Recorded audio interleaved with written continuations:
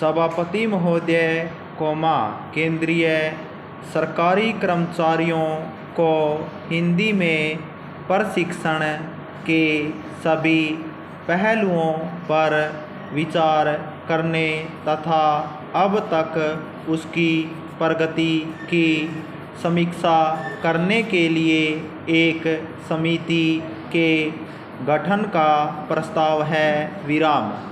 समिति इस योजना के उद्देश्यों की पूर्ति और उसकी सफलता तथा भविष्य में इसमें सुधार लाने के बारे में सुझाव देगी।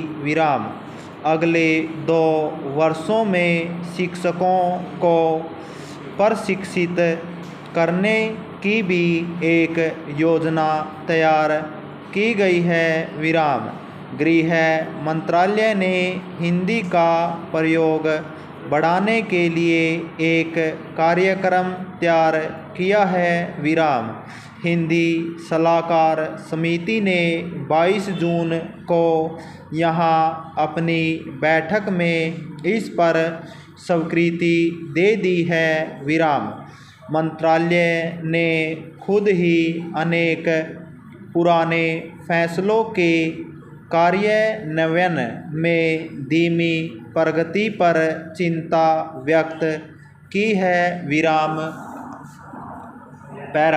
अब तय हुआ है कि भारत में हस्ताक्षर किए जाने वाली सभी अंतर्राष्ट्रीय समझौते तथा संधियां जो हिंदी में तैयार होने वाली हों, अवश्य ही हिंदी में तैयार होने लगेंगे।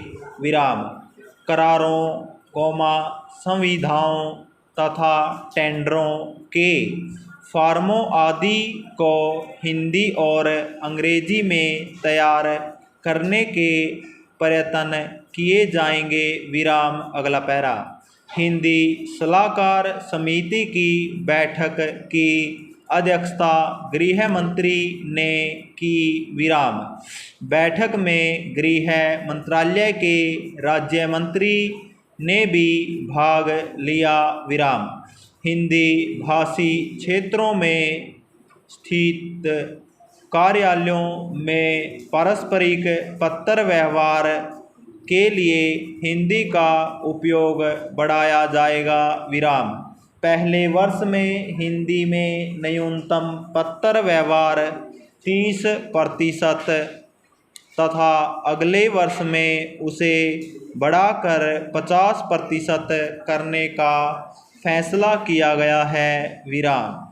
जनता को हिंदी भाषी क्षेत्रों में भेजे जाने वाले सभी पत्र हिंदी में भेजे जाएं। फाइलों पर टिप्पणी भी हिंदी में चढ़ाने पर जोर दिया गया है। प्रेस विज्ञप्ति आदि का हिंदी में भी पर्याप्त मात्रा में प्रकाशन न होने के कारण इस काम में तेजी से प्रगति करने पर जोर दिया गया है। जिन कार्यालयों में 25 से अधिक तथा 100 से कम कर्मचारी हों, उनमें कम से कम एक हिंदी टाइपराइटर जरूर खरीदा जाना चाहिए तथा हिंदी टाइपराइटर तथा स्टेनोग्राफर की नियुक्त किए जाएं। ये निर्देश तो हिंदी के प्रयोग को बढ़ावा देने के लिए वास्तव में प्रशंसनीय कहे जा सकते हैं। लेकिन केवल निर्देश देने से काम नहीं चलता। सबसे महत्वपूर्ण बात यह है कि लोगों के सोचने के ढंग में परिवर्तन आना चाहिए। लोगों को चाहिए कि वे स्वेच्छा से अपना दिन प्रतिदिन का कार्य हिंदी में करें और यह न सोचें कि हिंदी में कार्य करने पर लोग उन्हें अनपढ़ समझेंगे। विराम।